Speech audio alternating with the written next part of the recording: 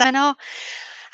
In terms of the notes, if anybody wants a copy of the slides afterwards, please do email either Gemma or myself, and we will send you a copy of the slides for your retention and obviously review at a later date.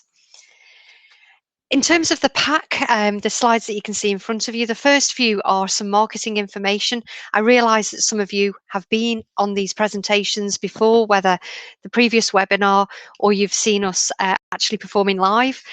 So a little bit about the company I work for. So I work for DriverTret, and we provide support to the engineering and construction industries, basically in a cradle to grave type situation. So we provide upfront services during the course of a live contract, and of course at the end as well. A little bit about the firm itself.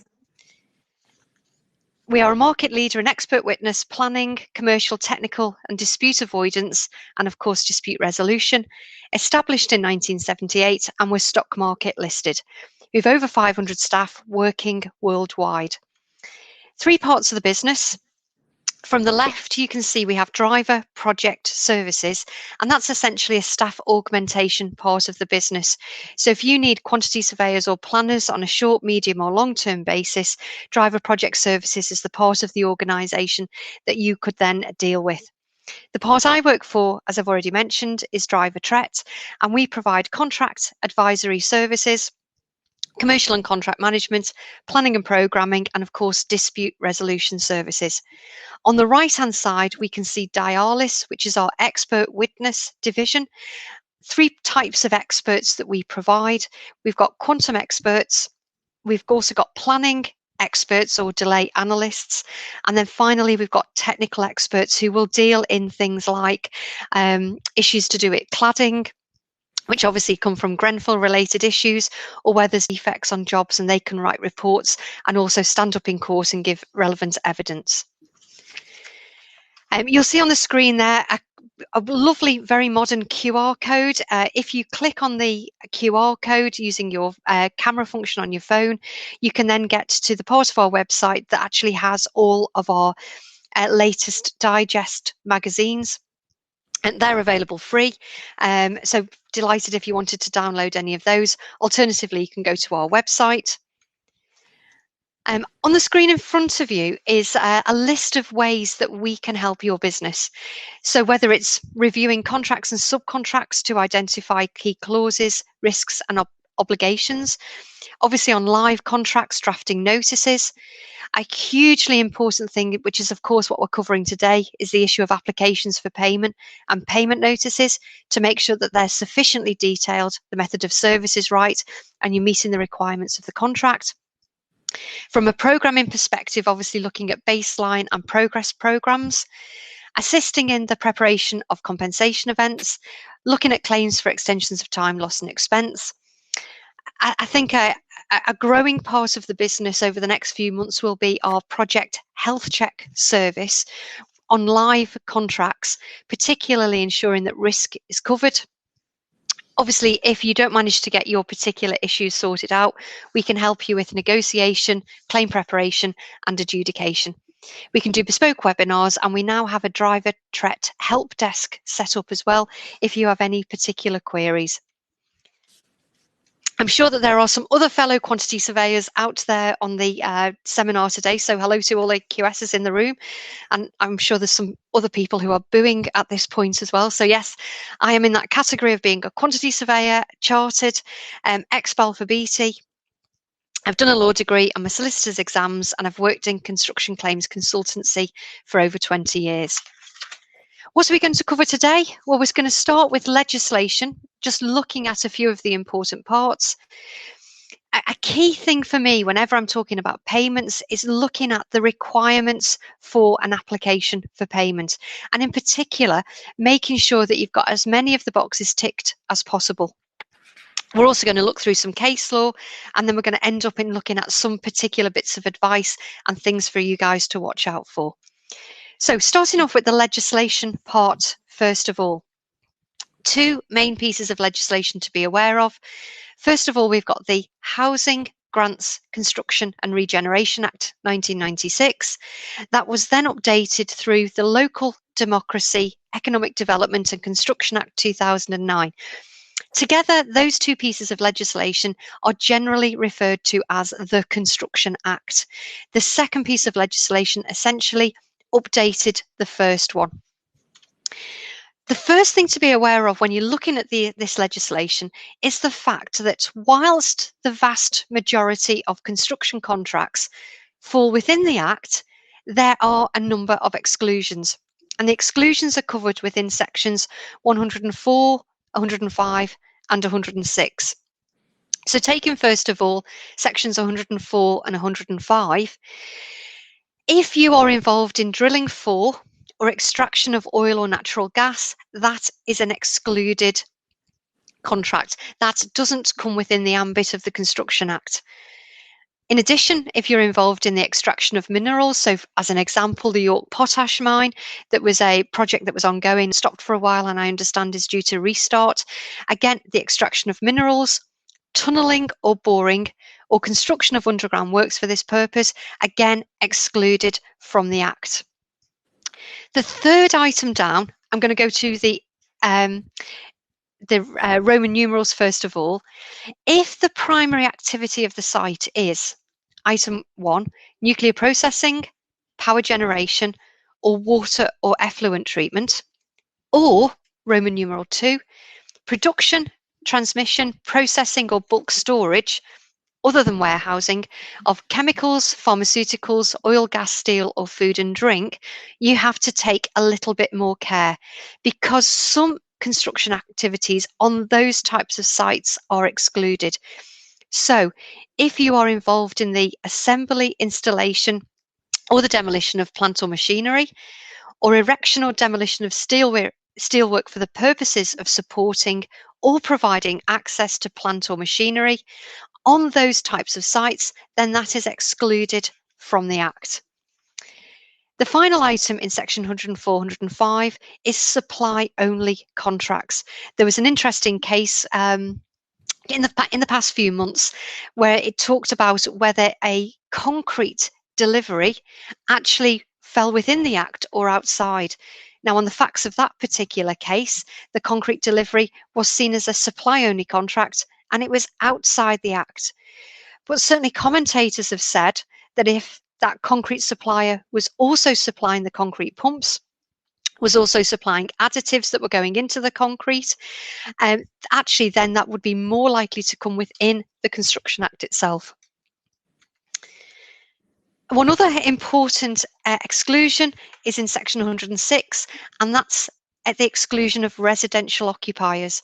Again, there's been a little bit of case law about those types of categories of people.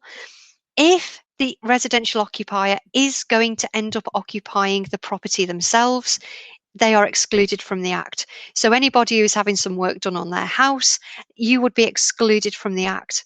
However, if you had decided to start up an Airbnb business, quite possibly not the right time to do it as we speak today, but that would still fall within the Construction Act because, of course, you don't intend to actually reside in the property itself. One other important one to be aware of is section 109. Now, this only affects the entitlement to stage payments or interim payments. So if the work on site is going to last under 45 days, then you're not entitled to interim payments. If it's going to last over 45 days, then you are entitled to interim payments. That's section 109. You are still allowed to go to adjudication if you have a dispute. A couple of other clauses to be aware of, and the ones that we're certainly going to major on today.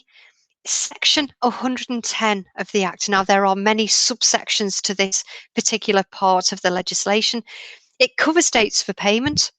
Importantly, it says that every construction contract must have an adequate mechanism for payment, and that includes clear statements about what payments become due and when, and what the final date for payment is, the FDP, the final date for payment. If your contracts don't comply, the scheme for construction contract will fit in. Now, that's like a gap filling exercise. So in other words, if just one part isn't applicable or doesn't meet the requirements of the Act, then the Scheme for Construction Contracts will add that little bit in, a bit like a gap filling exercise. Section 110 and 111 also cover the notification. So the application for payment, payment notices, and importantly, pay less notices. Section 112 is certainly where I think that I will have people phoning me, is making sure that if they did decide to suspend work, potentially because of non-payment, that they give a correct notice, and importantly, they also give a 7-day notice period. So you're not paid the amount due by the final date for payment. The following day, you can then issue a notice of suspension. You need to wait 7 clear days, and only then can you suspend. Section 113 is also one to be aware of. In ye olden days, and yes, part of me is certainly old enough to remember this particular catchphrase, which is where main contractors often said to subcontractors, really sorry, we can't pay you because we haven't been paid ourselves. Section 113 of the Act prohibited pay when paid as an excuse or in terms of a contractual term, but there is an important exclusion there. So in other words, if the third party payer themselves becomes insolvent, then the main contractor could rely on their insolvency as a genuine and appropriate and applicable reason not to pay the subcontractor. But you do need to have an express clause in the contract. Going back now to the important parts of Section 110 and 111, Section 110A, subsection 2A, confirms that a payment notice must specify 1. The sum that the payer considers to be due at the payment due date in respect of the payment, and the basis on which that sum is calculated. Throughout the remaining 40 or so minutes of this seminar, I will be repeating that a number of times. Any payment notice, remembering that the payment notice does include an application for payment or the notice that then is issued in relation to that application, it must specify the sum due and the basis on which that sum is calculated. Section 111.4 covers pay less notices. And a pay less notice must specify, and you'll see the terminology is very similar here. The pay less notice must specify the sum that the payer considers to be due on the date the notice is served and the basis on which that sum is calculated. Very, very similar terminology. So whether I'm looking at an application, a payment notice or a pay less notice, it shouldn't take me more than 30 seconds to actually see the sum due and also to make sure that there is backup to that particular figure, the basis on which the sum is calculated. Looking in detail then at applications for payment, you must ensure that you understand the contract requirements. Earlier on today, I was on to a company who were owed about £50,000. They finished their works in February. Money should have been paid at the end of March, and they haven't been paid. And as you can imagine, they're not happy about that, and they've asked me to get involved and assist in the process of making sure that the money's come in. I have asked this particular subcontractor to give me a copy of the contract and a copy of the application for payment that has been issued, because without those particular items, I can't then advise them as to whether they are in a good position or whether they've tripped over some of the requirements. So you must identify the contract procedure in relation to the application for payment. You need to actually write out, what does the contract actually prescribe? Does it even allow an application for payment? And certainly some contracts actually don't deliberately mention applications for payment, and you're then reliant on the payment notice. I think it's a matter of good housekeeping to make sure that you are actually clear as to what the certification process is. And if any of you have attended pre-tender meetings, pre-start meetings, pre-contract meetings, tender clarification meetings, that would be a very good place to make sure that you understand the certification process. Who is responsible for checking the application? Is it then approved maybe by the site manager? Is it countersigned if it's over a certain value?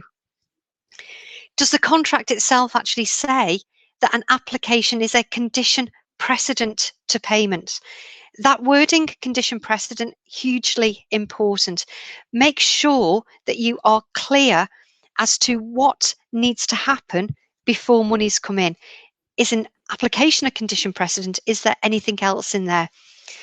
The bullet point below talks about a VAT invoice. I have seen a number of contracts and subcontracts that specify that no monies become due until the VAT invoice is issued. That means that no monies become due, no payment will go into your bank.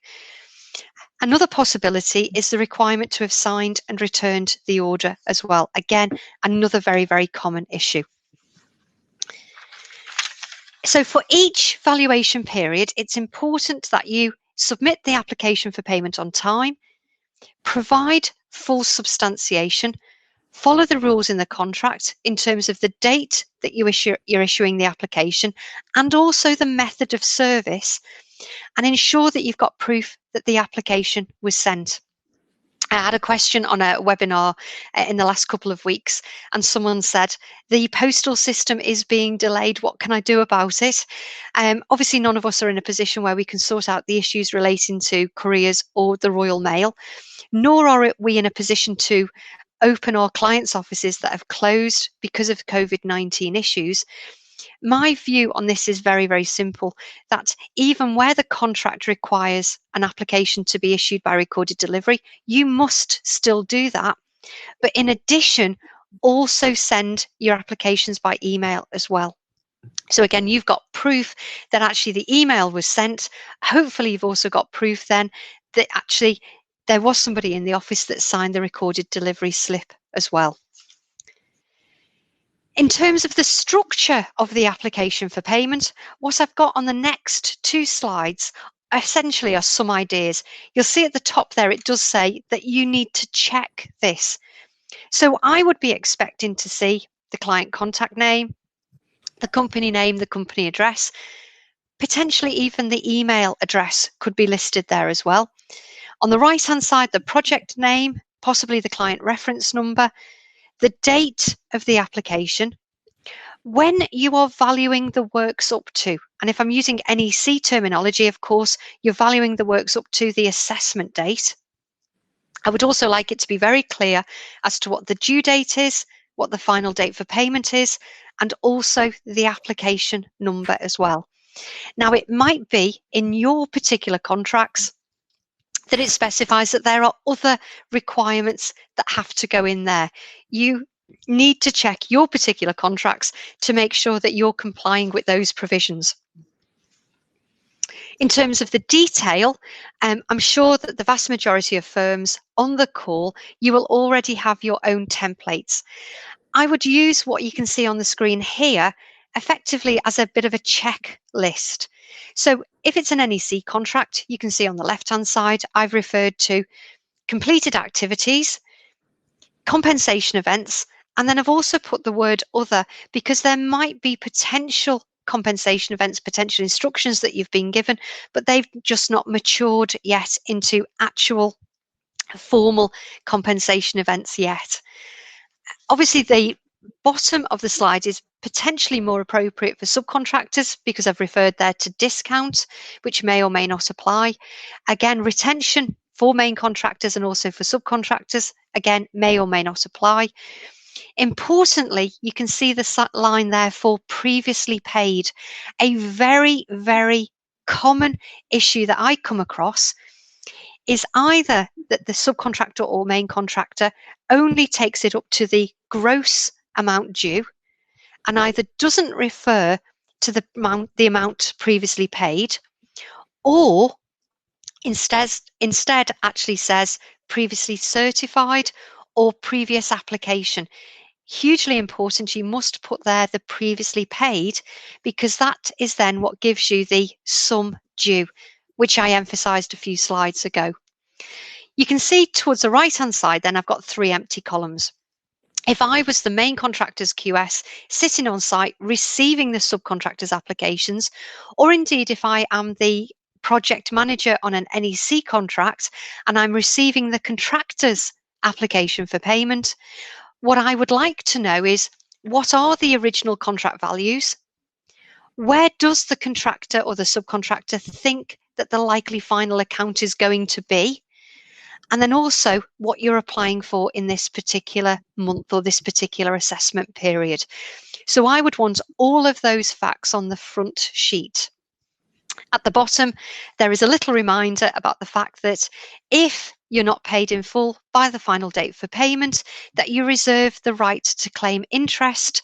And I've referred to the Late Payment of Commercial Debt Interest Act at the bottom. I have put there the current interest rate is a very low percentage at 8.1%. Obviously, for other applications from previous months, it may well be a different interest rate that will apply. Again, remember, in your different NEC options, there are different requirements. So option A is the example I've given you, which talks about completed activities and compensation events. Option B, we're looking at the remeasured work completed, proportion of any lump sums, and also compensation events. And then option C and D, you've got, now this does take a little minute to read and understand. Option C and D refer to the total defined cost which the project manager forecasts will have been paid by the contractor before the next assessment date plus the fee. So take care there, if you're a main contractor and you are going to pay your subcontractors on a period of time over 30 days, that it might be that you are always working a month behind on that. Of course, we're looking at the amount to subcontractors, the schedule of cost components, and as you reach the end of the project, of course, you're also going to look at the pain gain mechanism as well. I mentioned before this very important phrase, condition precedent. It may well be in your contract or in your subcontract that it says something like, no payment will be made or no monies become due until the relevant performance bond and collateral warranties have been provided and executed. Under NEC, of course, you have to provide a programme. Otherwise, the project manager or the contractor down the line to the subcontractor can also remove 25% from your payments. I mentioned earlier the signing of the order, the signing of the contract might be a condition precedent to payment. And then finally, insurance information. Again, that might be in there as a bespoke terms and conditions. In terms of the time scale, I'm going to use that word again, bespoke, because every single time I do a payment chart, it is always slightly different. It is annoying in an NEC contract that there isn't a space in the contract data part 1 or part 2 to actually insert the application for payment dates or the due dates or the assessment dates. Essentially, they are decided by the project manager within the assessment interval from when the contractor starts on site. This again is something that I would want you to sort out at a very early point. So it could be any of a month after starting on site, the last working day of each month, possibly even the 15th of each month. You need to make sure that you have actually got an agreement on those dates. I already mentioned the method of service. Is it going to be by email, by hand, by post, or possibly even a document management system? Again, you need to check your contracts. You need to make sure you comply with the contractual requirements. And I think as an extra over, certainly at the moment, but actually probably all the time, it's a good idea to send by email as well. Within the notes, I've also included a couple of payment charts. Remember, this is the standard unamended NEC 3 that we're looking at.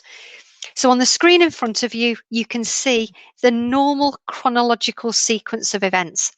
We start off on the left-hand side with reference to the application for payment.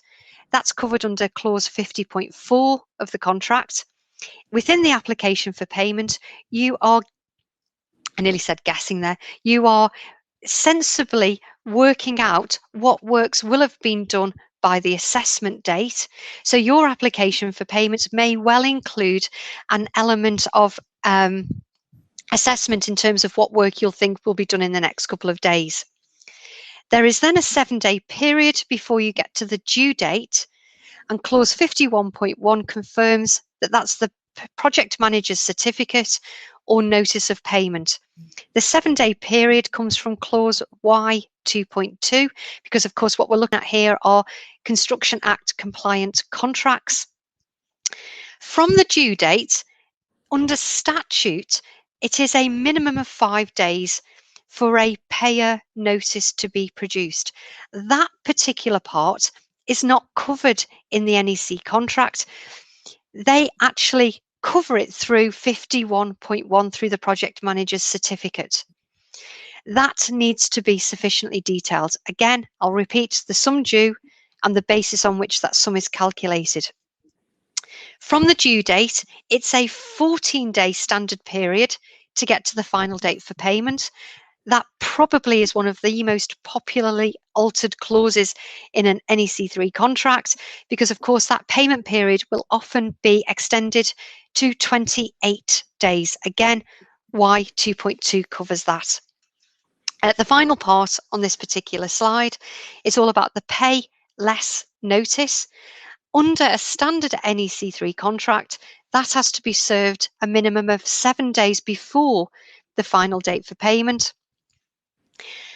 What I would do in relation to this particular chart, if I was sat there now as a site quantity surveyor, in terms of the applications for payment I'm making up the line, I would actually look at including that chart in my applications for payment, but I would include a spreadsheet at the bottom of the chart, and I'd have all of the dates properly scheduled out.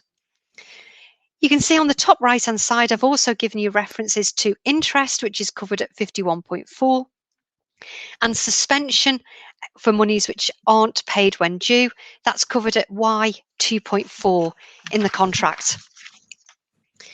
The next slide covers the NEC3 subcontract. And you can see that the chart is very, very similar. I'll just point out here a couple of differences. If you can see the assessment date, which is the one with the little blue triangle over the top, the period between the assessment date and the due date is 14 days under the subcontract. And the wording in the cloud is slightly different. It's not now the project manager's certificate, it's now the contractor's certificate. But the rest of this particular slide is the same. And of course, I am expecting that, again, that 14-day period to be amended within subcontracts as well. Moving on to talk about some case law. Again, some of you will have already heard some of the cases that I'm going to go through now.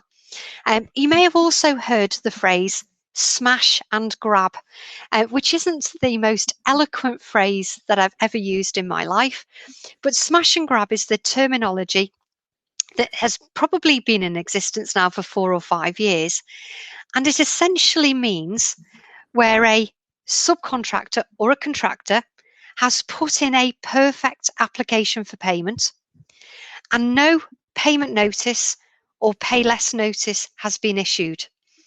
So the subcontractor or contractor have complied exactly with the requirements of the contract, but the paying party, so that could be the employer, it could be the main contractor, has failed to do their part.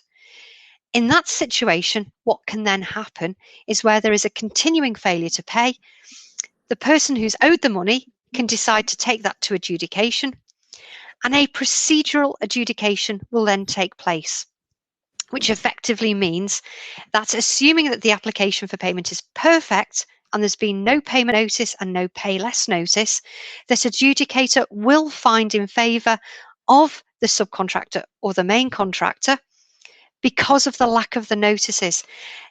The adjudicator will not go into detail as to whether the money is due or not. They will be looking at the procedure and the correspondence that has been set. Given the position that we are currently in with COVID-19, some sites open, some sites closed, some partly open, with people being furloughed, with people self-isolating, I think that there will be an increase in this smash and grab method of adjudication. And we can see this very well in the first case, which goes back to 2014. You will have heard of ISG, so one of a major, certainly top 20 contractor in the UK, and the other party is Civic College. And we here had a traditional JCT contract, but importantly, the provisions of what happened in this particular case could equally be applied into NEC. The contract says the sum due is either the amount in the employer's payment notice or pay less notice, or the amount in the application for payment. ISG issued what must have been a perfect application for payment. It was issued on the 13th of May 2014, and the sum was £1,097,696. Of that application, there was over £1 million for loss and expense, what we would normally call prolongation costs and preliminary costs, because the job had run on. Civic failed to issue a payment notice, and the payless notice was served out of time. Civic refused to pay the amount claimed by ISG, so ISG took it to adjudication. This adjudication was ongoing, so that's an adjudication ISG versus Civic. So that adjudication is ongoing, and I think what happened is that Civic College realised that they were going to lose. So they started a second adjudication. It was still all about application number 13, but whereas the first one was a procedural application, the second adjudication was on the true value. First adjudicator then issues his decision and agrees that ISG were entitled to everything. Remember, that adjudicator did not go into the detail, they simply looked at the procedure. Civic still didn't pay. Second adjudication held that the true value of application 13 was £315,450. I can imagine that ISG really weren't too happy with that particular payment. Anyway, they received a cheque for that amount. ISG weren't happy, so they went to court for summary judgment. The judge held in favour of ISG and concluded that Civic effectively agreed with the value stated in ISG's application because they'd failed to issue a payment notice or pay less notice. Therefore, the question as to the value of ISG's works had been decided in the first adjudication, and therefore the second adjudication for the lower figure was quite simply invalid. Civic had to pay the total sum of £1,097,696.29, and Civic's failure to serve a valid payment notice or pay less notice cost them around £700,000. Of course, there would have been court fees on top because this actually went to court as well. Another couple of cases to be aware of. Leeds City Council and Waco. Well, Waco tried exactly the same thing that ISG had tried. Effectively a smash and grab adjudication. In this particular case, though, whilst Waco won in adjudication, they actually lost in court. The contract had been amended, applications had to be made on the due date, Waco issued an early application, and the court held that the early application was not valid. Leeds City Council had actually paid the money over after the adjudication, and that £500,000 then had to be repaid. The courts are taking a very, very strict line on what constitutes a perfect application. So remember, the sum due, the basis on which it's calculated, when it's going to be served, and how it's going to be served. The Volker Laser Nottingham City Council case in 2016 Here, the VAT invoice was a condition precedent to payment, whilst Volker Laser's application looked pretty good, served in the right manner, etc. They lost on a smash and grab because no VAT invoice had been issued. Again, that would be a key thing that I would look out for if I was checking through your contracts. Grove Development and Balfour Beatty Regional, a very, very important case. If I'm advising subcontractors and main contractors in terms of the contents of their contracts, then I don't want to see what I'm going to call a payment schedule, like the one you can see on the screen there. In this particular case, the two parties did include a payment schedule in the contract. There were 23 applications listed. I know this might be very, very surprising for some people to hear, but sometimes construction projects run over, and this is exactly what happened here. Balfour Beatty applied for interim application number 24. No payment was made. Grove stated that Balfour Beatty had no further entitlement to interim payments because, quite simply, the schedule had run out. And the court agreed with Grove Development. There was no right to any further payments, and the scheme for construction contracts did not apply to fill the gap. Having a schedule there with the 23 applications in there was enough to meet the requirements of the Construction Act. What you need to do is either agree to extend the schedule or agree a form of wording which means that if the job continues after the schedule has run out, then that then will continue. 2017 case, Kersfield Developments and Bray and Slaughter. This was a contract for £5 million. Again, yes, it's a JCT design and build. Principles will still apply in an NEC context. Bray employed by Kersfield to refurbish and convert a manor house and stable block and to construct some detached houses. Application for payment number 19 went in on the 5th of August for just over 1.2 million. Kersfield served a payment notice by email at 10 to 10 on Friday, the 12th of August. Now, I do want to make some comments about, obviously, quantity surveyors having very sad lives and working at 10 to 10 on a Friday night in the middle of August. But anyway, the payment notice was served by email and a payless notice was served at the same time. Now, in this particular case, the payment notice was quite simply too late. So that falls by the wayside. The payless notice was served, in theory, in time. However, there was a contract amendment, and that contract amendment said that any notice served takes effect as having been given and served if it's sent by hand or email by 4 o'clock on a business day, but otherwise it takes effect on the next business day. Because the email was issued at 10 to 10 on a Friday, the next business day was then Monday, the 15th of August. The payless notice was therefore out of time. Bray took this to adjudication and they won. There was a valid application. There was no valid payment or payless notice that was issued. It was held in court that the adjudicator's decision was upheld. There was a valid application and no valid payment notice had been issued. Bray were also awarded costs. The court held that the application was sufficiently clear and unambiguous in form, substance, and intent. The next bullet point I'm not so keen on, to be quite honest. The application 19 did include some lump sums. There was 150,000 in there for disruption and 307,965 pounds for additional labour and supervision. There was no further detail on either of those sums. However, the court held that that was Bray's best assessment of the value of claims at that time and actually did find in Bray's favour.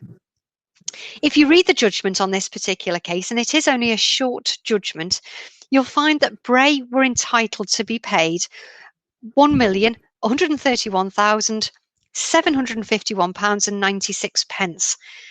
There was a reason for the difference between the sum claimed and the sum actually paid, and that was that Kersfield had paid the rest of the sum in the interim, i.e. during the course of the adjudication.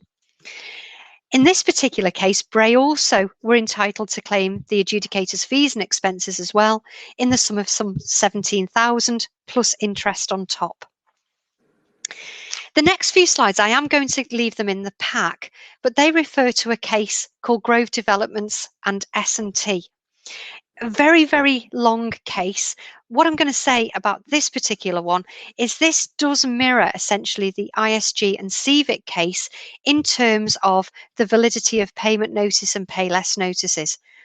Whilst at adjudication, the pay less notice was held to be invalid. You can see that on the bottom bullet point on the slide in front of you. This was overturned in court, and it was actually held, I go over a couple of slides here, it was actually held that the pay less notice was adequate in court. It didn't have the figures in the pay less notice itself. Instead, it referred to an earlier document, and the court decided that that was fine. This particular case then went on to the Court of Appeal, and the Court of Appeal agreed with Judge Coulson in the Technology and Construction Court. An important thing, though, that does come out of this is what happens after a smash and grab on procedural notices has taken place. The court did hold that a smash and grab on procedural notices will be successful, but that's not the end of the story. What you can then have is a second adjudication on the true value. Importantly, this must take place after the first adjudication is completed. So you have to have done the whole of the first adjudication, and the losing party must have paid out before they can then take a second adjudication. Now, I am thoroughly expecting this particular part of the Construction Act to be reviewed, and we've actually had a review, and we are waiting for further legislation. Normally at this point, I'm normally saying Brexit is the problem, and that's why we haven't had the Further Construction Act. Actually, it's probably now COVID related rather than Brexit related. The findings in this particular case were then reiterated in the Davenport and Greer case. Adjudication number 1, smash and grab. In this particular case, the owners of the property, Mr. and Mrs. Greer, didn't pay, and instead they started a second adjudication, which they won. The court, however, held that the second adjudication was effectively thrown in the bin because they hadn't complied with the first adjudication. So essentially, these two particular cases do agree with each other. Yes, you will win on a smash and grab procedural adjudication if your application is perfect and there's no payment notice or pay less notice issued. You must pay out the money on that first adjudication, and only then can you go to adjudication again. So what would my advice be after looking at the slides that we've gone through so far? Very, very important that if you're the payer, now remember that if you are a contractor, you are a payer when you're looking at your subcontractor payments. And the rules of the game, as far as I'm concerned, are very, very simple. You must get your payer notice right. You've got to serve it within the 5 days. You must issue it in the right manner, and you must make sure it's fully detailed. My view would be that you would only use the pay less notice for catastrophic events. So where a wall has fallen down or something along those lines. In terms of payees, then I want you guys to make sure that when you're checking your subcontracts, or of course for contractors looking up the line to their clients, make sure that your contracts specify you can issue an application for payment, and that you have a continuing right to valuations even after practical completion. Make your application wear a halo. I have upgraded my graphic at this point, but it's still pretty poor, I have to say. Make sure that your application looks and smells like an application for payment in substance, form, and intent. Serve it on the right date issue it on the right date, issue it in the right manner, make sure it's fully detailed, sum due, basis on which it's calculated, predict the value to the correct date, put the due date on your applications. The next bullet point down says split the work. Now that refers to the fact that now and again you might be working on a job which is partly Construction Act compliant and partly not. Yes, I would then be looking for essentially 2 applications or 2 parts of an application. Put the correct title on your application and watch out for those pesky VAT notices as well. The only other thing that I am going to add at this point, which is COVID related, is something called PPN 0220. Definitely, it would be worth you Googling this particular note after the seminar. It's a Cabinet Office issued procurement policy note, and it's all about supplier relief due to COVID-19. This particular note is applicable to the 30th of June 2020, so it is a temporary change. It refers to contracting authorities and it includes central government, local authorities, national health trusts, etc. And it's all about supporting cash flow and paying suppliers as quickly as possible. Under this particular procurement policy note, if you have monies outstanding from central government or local authorities, you should now be getting in touch with those authorities and saying, look, I've read PPN 0220, please can you pay us as quickly as possible? And this note supports that. It also supports more regular invoicing. So if traditionally you're invoicing on a monthly basis, potentially this note could help you agree a fortnightly application for payment.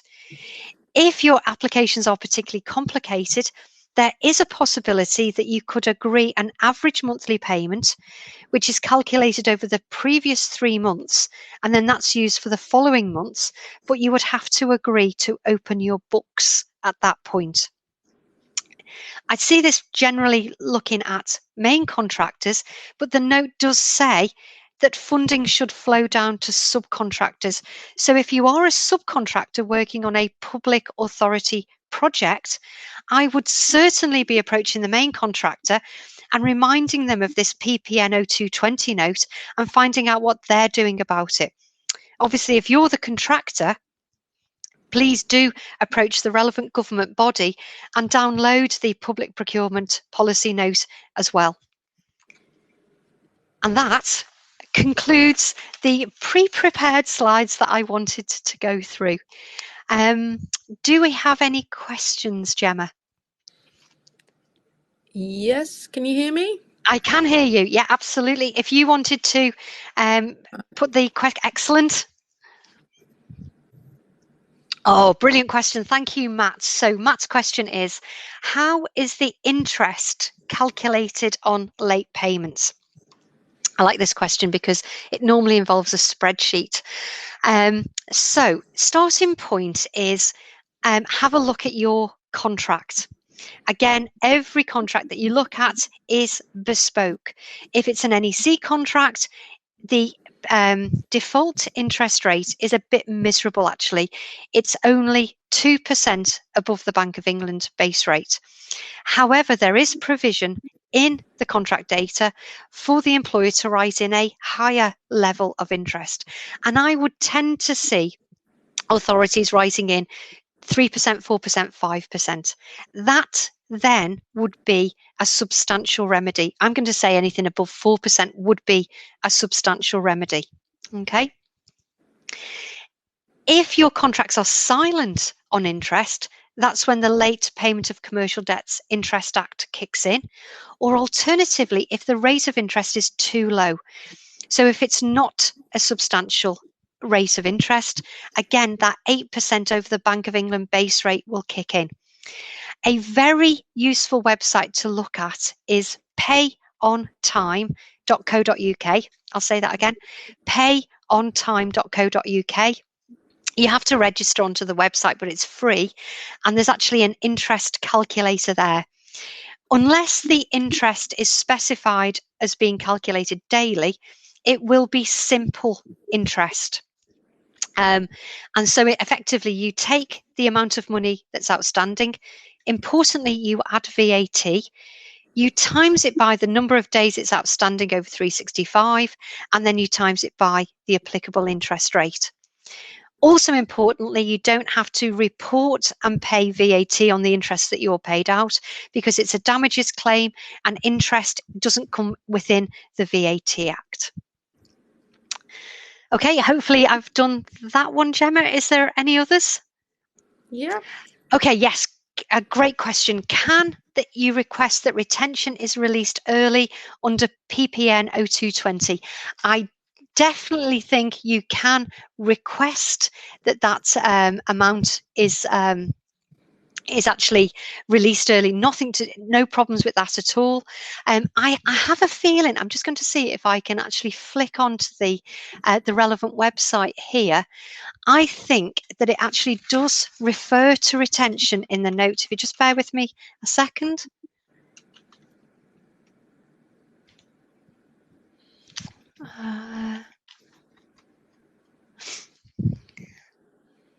I mean, what it certainly does do is it talks about ensuring invoices submitted are paid immediately on receipt. Reconciliation can take place in a slower time.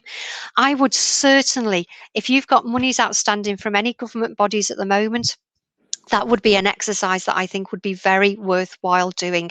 Certainly any retention that's overdue, absolutely use PPN 02. Any retention that's going to be due in the next couple of months, again, no harm whatsoever in requesting early release at all. Obviously, there's no information there as to how it's being processed by local authorities. The general information that I'm getting from colleagues is that actually some local authorities are being very good about that.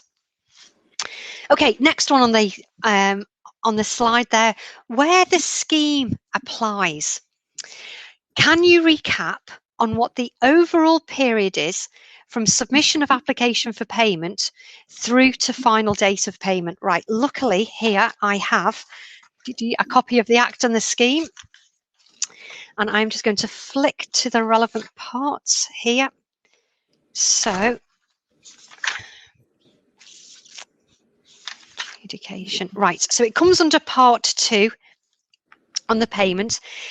You're going to look at paragraphs 3, 4, 5, 6 and 7, first of all, in relation to when monies become due. Now, it talks about potentially a relevant period being stated or the making of a claim by a payee. Okay, and that's covered in paragraph 4 of the scheme. You've then got the final date for payment in paragraph 8, which confirms that the period between the due and the final date for payment there is 17 days. What I do have, which you might want to get hold of a copy of, I know that some of you, let's see if I can angle this properly on my screen here. I know that some of you have been to the payment seminars before that we've done for Seeker, and I've actually handed out a copy of the Act and the scheme. And if you wanted to put that on your feedback to Gemma, I'll make sure that you get a copy of the Act and the scheme. And quite simply, all I've done there is actually download it and make the relevant amendments into the actual document from the legislation.gov.uk website. So, John, you're generally looking at a period of 7 days in terms of your application, and then a period of 17 days from the due date to the final date for payment. The only thing I'm going to add in there is, normally the contracts that I see, they partly comply with the Act. And what you're then doing is your gap filling. So you're only taking some of the scheme and gap filling it in. Okay. Okay, does PPN 0220 cover the public sector only or all? Right, I'm actually going to split it into 3 here.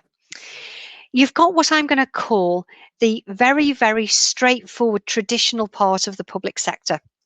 And in that category, I'm going to put local authorities, and I'm also going to put central government.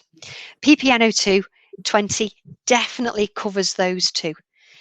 You then move into, I'm going to say, a second category, and I'm going to read this out from paragraph 3 of PPN 02, and it says, PPN is applicable to all contracting authorities including central government departments, executive agencies, non-departmental public bodies, local authorities, NHS bodies, and the wider public sector, excluding devolved administrations. Now, if I was to think about, let's say, Network Rail, I think that that would probably fall into the public sector and PPN02 would apply. If I'm then thinking about devolved administrations, maybe the likes of your United Utilities, then you're into that second category. My understanding is some of those types of organisations, so they what we traditionally would have called the water board, some of those are acting extraordinarily fairly at the moment and processing payments very, very quickly. I believe others aren't acting quite as straightforwardly. It is not clear in the note as to what bodies fit in and what bodies are excluded. They haven't put a list of applicable bodies, unfortunately. The third sector I will cover at this point are what I'm going to call private developers. PPN 0220 does not apply to private developers at all. So if you were doing some work on a Lidl superstore or a Sainsbury's superstore, no, PPN 0220 wouldn't be covered. So I think I've given you a very clear answer about the local authorities and central governments and about private developers. We definitely have a bit of fog in the middle. Okay. Right, another question we have here. One of the case studies shows that the application for payment was sent earlier than the application date. Can it be sent before the application date? And if so, how many days? Right.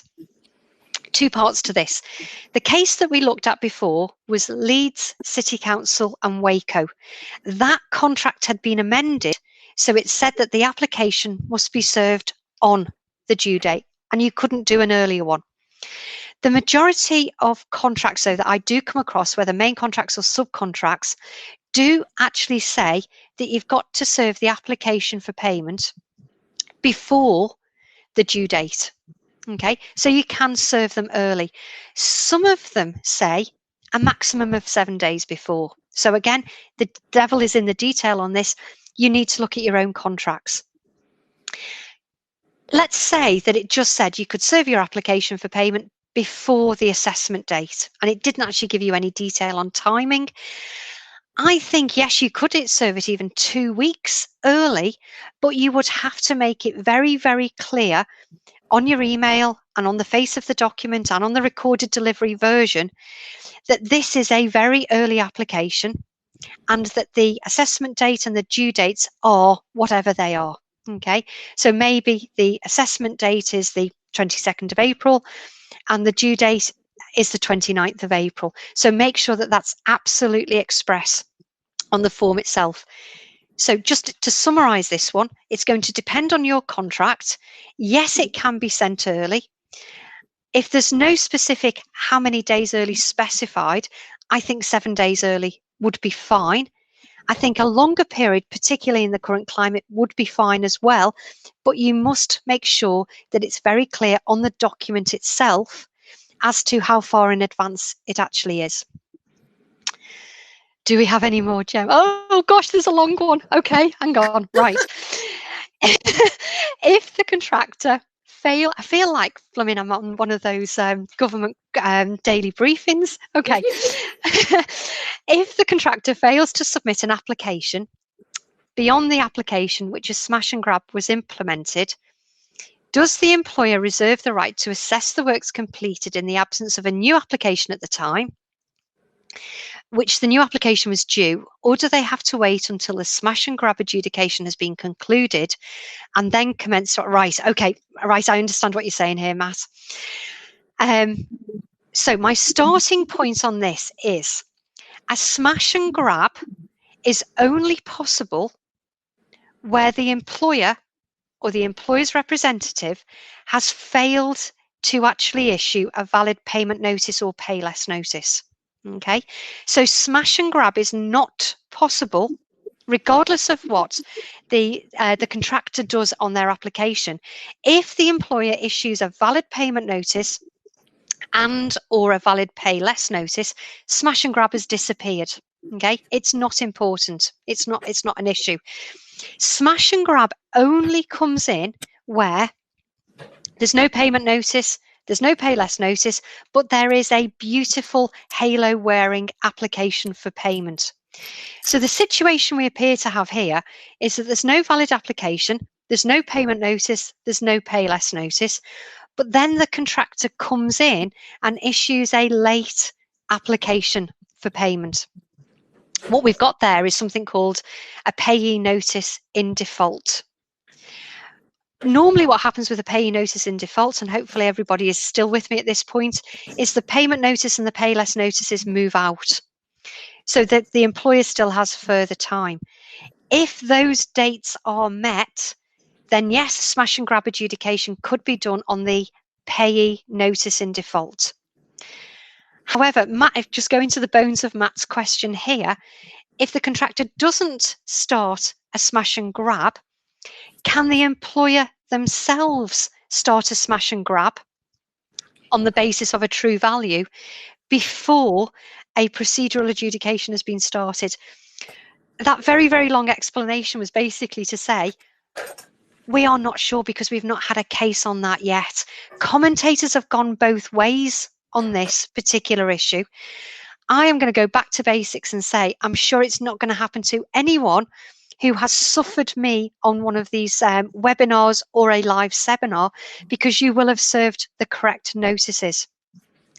If I was sat on the side of the employer and notices had failed to have been issued, I would be very nervous about either starting a true value adjudication or indeed sitting there and waiting. It's going to depend on the value as to what you do next. Okay, Matt, if you want to get in touch with me after the seminar to go through that query in a little bit more detail, I'd be happy to.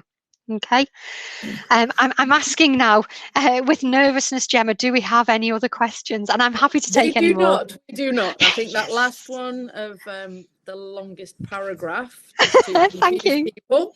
I think that was our last one. We have had one other comment just from Guy, who's obviously our Seeker director in the Northwest, who stated that Seeker are looking for feedback on any public sector clients who aren't currently adhering to PPN02. So if anyone does have any feedback on that, please drop me a line and I can pass it through to Guy, just because it's something that Seeker are looking at with regards to payments to contractors. So if anyone's got any feedback on that, that would be fantastic.